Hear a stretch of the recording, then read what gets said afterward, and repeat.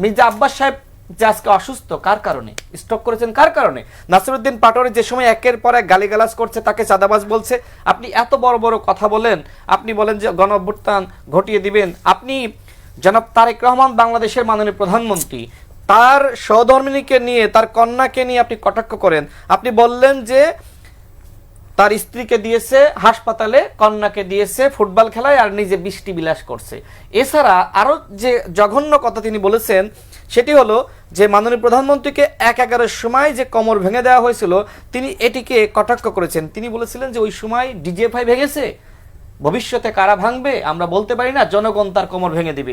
এই যে ১/১১-র সময় যেভাবে মাননীয় প্রধানমন্ত্রী তিনি নিপীড়িত হয়েছিলেন, এই ঘটনাকে কেন্দ্র করে তিনি কটাক্ষ করলেন এবং তিনি এর আগে শহীদ প্রেসিডেন্ট জিয়াউর রহমানকে নিয়ে গালিগালাজ করেছেন, এরপরে ক্ষমাও চেয়েছিলেন। তিনি বর্তমানে যিনি স্বরাষ্ট্রমন্ত্রী, তাকে তিনি গডফাদার বলেছিলেন। এছাড়া মির্জা আব্বাস সাহেব যে আজকে অসুস্থ কার কারণে, স্ট্রোক করেছেন কার কারণে? নাসিরউদ্দিন পাটোয়ারি যে সময় একের পর এক গালিগালাজ করছে, তাকে চাঁদাবাজ বলছে, তার মতন একজন বর্ষিয়ান রাজনীতিবিদ, তাকে নিয়ে এমন কোনো কথা নাই বলে না। এই মানুষটি নাসিরউদ্দিনের কথাগুলো আসলে সহ্য করতে পারে না, যে কারণে তিনি আসলে স্ট্রোক করেছেন। আজকে নাসিরউদ্দিন পাটোয়ারি যদি মনে করে যে এই কথাগুলো বলার পরে কেউ আমাকে কিছু বলবে না, ঠিক আছে, কক্সবাজারে বলে নাই।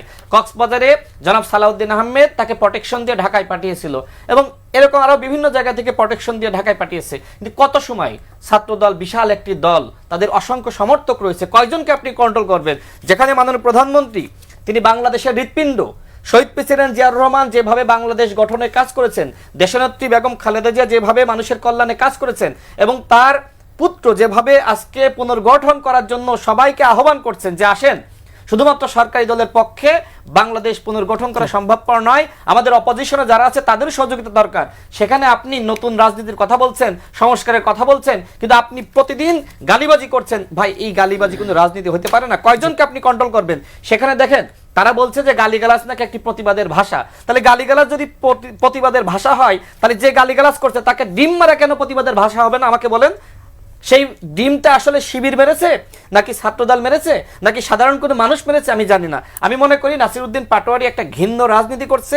তিনি ওই যে ভারতে শুভেন্দু অধিকারী যে ধরনের রাজনীতি করছে, একই রাজনীতি বাংলাদেশে তিনি করছেন। যদি সময় দেন তাহলে এই বিষয়ে ব্যাখ্যা করব।